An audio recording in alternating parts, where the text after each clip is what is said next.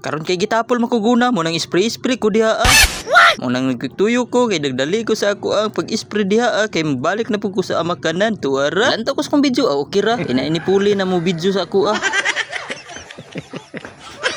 Basta ganyang himuuta kay nakita ang iyang kagwapo diha o tuara. Practice daw siya gunit sa kamera mo tong nag-atub pangita ko niya. Wala ko niya nakit tuwa nagsunod na siya diri Wala man siya kasabot kay gikapoy siya video mo nang gibutang na lang niya sa dalan tuara nabali pa gyud ang kamera to sa ubos o gibalhin aning bata Very good tuara sa iya ra pud nakatubang kay gusto siya daw mulan to sa kamera mo nang ako nalay mo puli diri Ayan guys, mag-spray muna tayo dito sa paligid-paligid kasi wala tayo maguna-guna ba. Kaya dito guys, spray na lang tayo. Ayan.